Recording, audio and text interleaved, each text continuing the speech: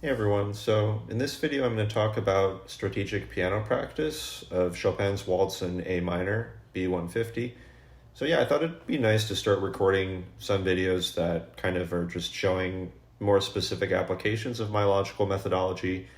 This is necessarily like a high level view. It'll still be some amount of detail, of course not nearly to the detail that we could go to in terms of extended explanations, specific questions, and so on that we would in like actual lessons, whether they be strategic team sessions or private lessons or whatever it might be. But yeah, hopefully some of these videos will provide some insights. It will combine together a good amount of other concepts that have appeared in previous videos, and they'll be focused pretty much around the strategy as opposed to like technique, musicality, etc. So yeah, in terms of the piece, like I'm just going to do what I think I would literally do if somebody reached out and they wanted to play this. Let's assume that they can read music, where I've just taught them very recently how to read music and so on. And I think I would either just have them try it right off the bat first. A lot of the time I'll do that in terms of desirable difficulty, acquisition of independence, and so on. I'll just have them, just try it themselves first, then check on them, see how they're doing, see if their intuition in terms of writing the fingering is on point. And I do this even if the person has no experience writing fingering, believe it or not. But, oftentimes it's worth a shot. Otherwise, I might write it for them directly, and that's kind of what I'm doing right now. So I'll probably be talking with them just like this. And then I'll say, okay, I'll write in like some of these opening fingerings for you. So I'm just kind of writing on probably about like 2 lines or so. And for the purposes of this video, maybe I won't actually literally write every single one of these, but at least I'll have a little bit of a start. So I kind of just show you on the screen here, I guess. Let's see. Okay. And usually I'm quite redundant. People think that I'm maybe odd for doing this, but like I wrote in the complete fingering video, I do think it's worth it to just literally write all of it in like this. A lot of the time I think the protests are like, oh, but there's so many repeats, like why is that really necessary? It's not useful for sight reading, etc. So yeah, maybe if the chord is the same, it might not be necessary strictly, but I just like to make it so that the student or myself can start from anywhere instantaneously. So anyway, let's assume that the fingering is written even quite a bit further than this. So then at this point, then we just have to decide, is the student going to start with separate hand sets or both hand sets? And if you remember, a set is any given section plus the following vertical. So for instance, one measure set is one measure plus the following vertical. So each of these would just be, star to star, of course. And then we have examples of let's say 2 measure sets, which is 2 measures plus the following vertical. So yeah, in terms of the method itself, these are not actually the real indications of passing anything in my method. These are just kind of visual reminders, but I think that they're nice little reminders. And then for instance, 4 measure sets would look like this, 4 measures plus the following vertical, and so on. I'll just draw a few of these here for purposes of a quick illustration. And 3rd measure sets would look like, it's kind of meaning for these to be triangles, look like this. Right, so literally just beat to beat. So the 1st third measure set would be from here to here, and then from here to here would be the 2nd third measure set. The 3rd third measure set would be from here to here. And as you might recall if you've seen other videos, I use these curly brackets for both hand sets and these square brackets for separate hand sets. So I just need to determine with the student, okay, what type of set can this student pass? on their own and then have them execute a lot of that. And that means, like, let's assume that they're more beginner. They're going to start from separate hand sets. So I'll probably say, like, okay, let's start with just one measure separate hand sets. And maybe that's all the instruction that I'll give. So then they'll just start literally solving, like, from here to here, from here to here, and so on. And then mark it as such. If they solve from here to here, they write a 1 within the square brackets, and I would literally just have them continue to do that. Now, in order to solve these ones, they may be adding in reverse to solve them. So for instance, like, they may be playing this last third measure set, then the last 2/3 measure set, then the entire 1 measure set. If they're having trouble, they would go back to the last third measure set again. So this is what I call constructing the set, constructing or solving the set. So the result, the end result, is that the 1 measure separate hand set is solved, right? And if they have trouble again, they go to the end rather than go all the way back to the beginning. So let's say they continue to solve these 1 measure sets here in the right hand. So they do that for a time. Maybe now they start solving the left hand over here. And in this case, again, in order to get from here to here, let's just use red so that it's easy to tell. If they played correctly from this point to this point, that'd be a 1 measure left hand set that's solved. In order to solve this, it could have been that they played maybe just this note, and then just the last third measure set, then the 2/3 measure set, and then the entire thing, right? So that's what would have resulted in this 1 measure left hand set being solved. So that would be like the default strategy for solving 1 measure sets in the left hand. And let's just kind of continue this way. Okay. I think that's right. Okay. So we'll do that for a little bit. And okay, maybe that's enough for right now. So if they've been doing this mostly on their own, I'm probably checking in, making sure they're on the right track. And they'll probably continue doing this. Like, they can continue solving 1 measure separate hand sets on the frontier.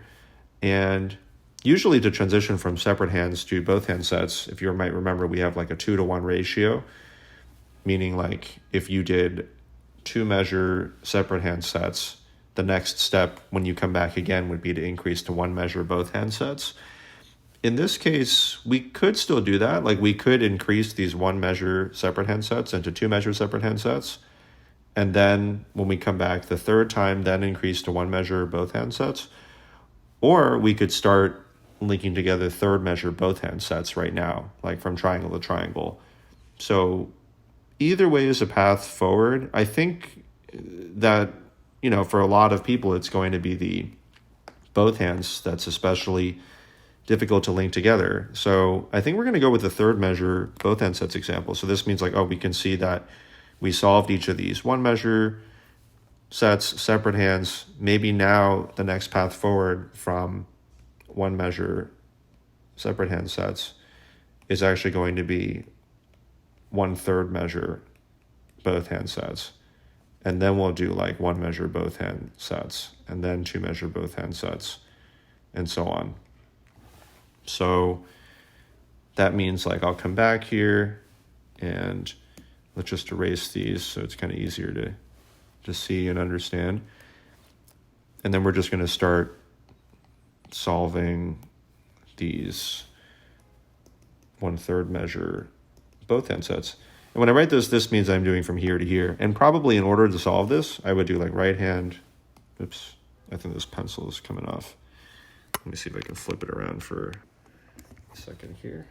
Or not flip it around, but put it in more solidly again. Okay, let's try that again. So in order to get this third measure both hand set, maybe I do like right and then left and then both. And if that doesn't work, then I'll go back to right and then left and then both. So the result is that this third measure set is solved. And then we have the same thing with the next one, and the same thing probably with the next one, and then we just continue solving in this way. Okay. So it's like, again, as soon as I've confirmed that the student knows how to do the third measure both hand set. They understand the default strategy is right and then left and then both. I'll probably leave them on their own. So then they just keep solving these thirds on their own. Maybe that's all they do during the entire practice week. And there's a few options. I mean, you can keep solving these third measure both hand sets, or if you're so inclined, you could go ahead and then start solving one measure right hand sets on the frontier here. You might want to solve more left hand one measure sets on the frontier here using their respective strategies that I mentioned earlier. And then of course at some point you can go back and now you can start solving one measure both hand sets, because you've solved these third measure both hand sets, you've allowed some time to pass, and you should be able to then increase to the next stage, the next level. Now, third measure sets are a bit tricky to increase to ones because, of course, it's 3 times larger rather than merely twice as large. So, first of all, you might just be able to solve the one measure both hand set outright, which means from here to here, right? And usually it won't be as straightforward as just doing right and then left and then both, or we could have just done that outright. Even if you've solved the third measure separate hand sets, it might be that you have to do right and then left and then both, right and then left and then both, right and then left and then both. And that would be your default strategy, like that entire 9-step process for solving these ones. And then maybe the same thing here, even if sometimes there's not even literally a note there, but you can still practice holding a note into this given area. But maybe that's a topic for another time. So I know I'm going pretty quickly, but like I said, this is kind of a more top level, kind of hasty explanation here, just for simplicity's sake. So it could be that you end up solving it just from doing that. And let's see. And then here, let's say hypothetically that you don't end up solving this, because I think that when we have thirds combining into ones, like I said, because it's 3 times larger rather than twice as large, there are unique considerations. So you do like right, then left, then both, and then right, then left. Then maybe you somehow manage to get this, but when you try to do the entire measure, you fail. Well, you could write a 2/3 here. 2/3 of a measure plus the following beat, and then maybe you get that beginning part right. Maybe you can do, maybe you can do like this part. So that's good enough such that we can mark like a 1/3 here. And maybe the next time through you can come in after some spacing has happened, right? You come back and then you can increase to a 1 the following time. So yeah, so those are kind of some opening ideas here in terms of strategically, logically solving things using my methodology.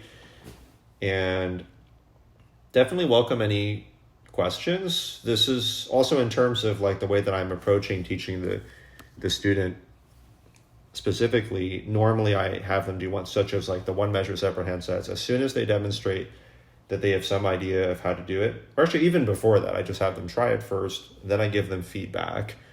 And then after hopefully they've confirmed they can do it well, we just want them to execute a lot of that. There's no evidence they can do higher order tasks yet.